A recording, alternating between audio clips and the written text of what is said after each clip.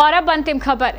पूरे विश्व में मिसाइल मैन की उपाधि से मशहूर और भारत के पूर्व राष्ट्रपति डॉक्टर एपीजे अब्दुल कलाम की आज जयंती है।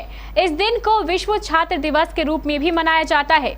आइए जानते हैं डॉक्टर एपीजे अब्दुल कलाम से जुड़ी कुछ अहम बातें और उनके कुछ पसंदीदा धैर्य वाक्य।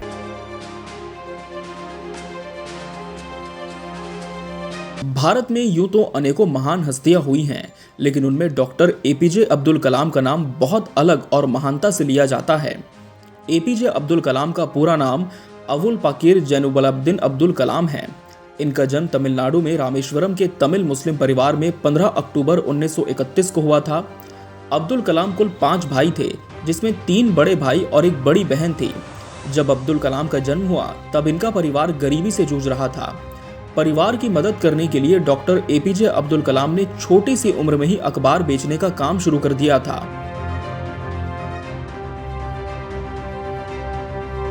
द्वितीय विश्व युद्ध के दौरान 1939 में जब कलाम महज 8 साल के थे, तब इमली के बीजों के दाम बढ़ गए थे, क्योंकि द्वितीय विश्व युद्ध के दौरान इमली के बीजों को पीसकर एक खास किस्म का पाउडर बनाया जाता था, जिसका इस्तेमाल युद्ध में काम आने वाली गाड़ियों के ईंधन बनाने के लिए किया जाता था। लेकिन कलाम इससे बेखबर थे। बस उन्होंने इन्हें इकट्ठा करना शुरू कर दिया और अपने घर के पास वाली ही मस्जिद के पास एक सड़क पर बेच आते थे, जिससे दिन भर में उन्हें एक आने की कमाई हो जाती थी। इस तरह बचपन बहुत संघर्ष और गरीबी में बीता।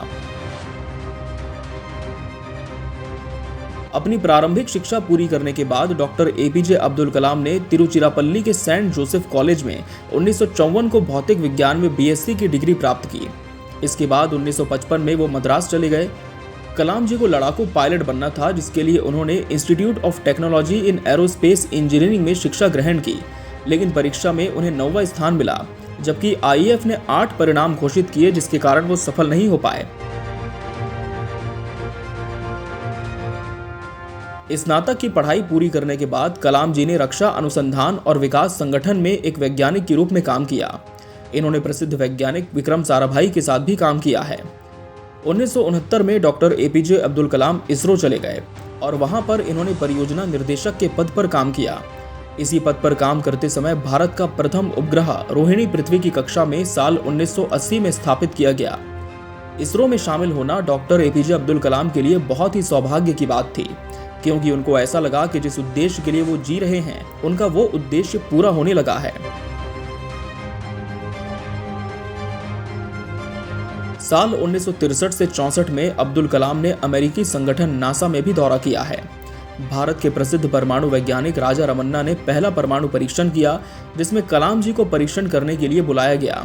1970 से 80 के दशक के बीच डॉक्टर अब्दुल कलाम अपने कामों की सफलता के कारण देश के प्रसिद्ध वैज्ञानिक बन गए और ख्याति बढ़ने के कारण उस समय की प्रधानमंत्री श्रीमती इंदिरा गांधी ने अपनी कैबिनेट की मंजूरी के बिना ही कुछ गुप्त कार्यों के लिए उन्हें अनुमति दी थी।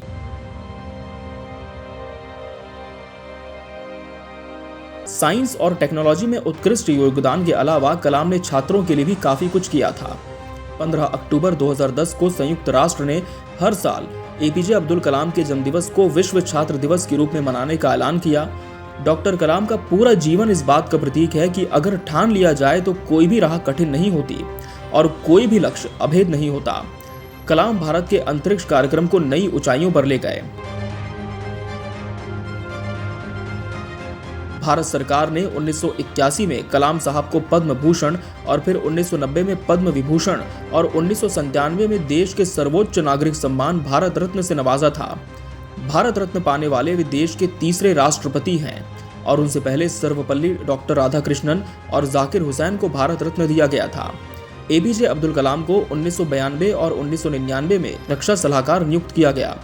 इसी दौरान अटल बिहारी वाजपेयी की सरकार ने 1996 में पोखरण में दूसरी बार परमाणु परीक्षण किया। अब्दुल कलाम को 2002 में भारत का 11वां राष्ट्रपति चुना गया। इन्होंने रक्षा के क्षेत्र में भी उत्कृष्ट योगदान दिया है, इसलिए आज पूरा देश उन्हें मिसाइल मैन के नाम से जानता है। उनके कुछ ध्येय वाक्य आज भी प्रासंगिक हैं। उन्होंने कहा था कि यदि हम स्वतंत्र नहीं तो हमारा कोई आदर नहीं करेगा। आइए हम अपने आज का बलिदान कर दें ताकि हमारे बच्चों का कल बेहतर हो सके। उनका एक और प्रेरणादायक वचन काफी प्रसिद्ध है।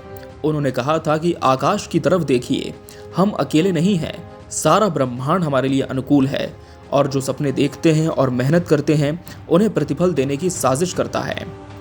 यदि उनके विचारों को हम अपनाएं तो निश्चित ही सारी परेशानियां हमें छोटी लगने लगेंगी और हम प्रेरणा के साथ जीवन में कुछ बेहतर करने की दिशा में आगे बढ़ सकेंगे।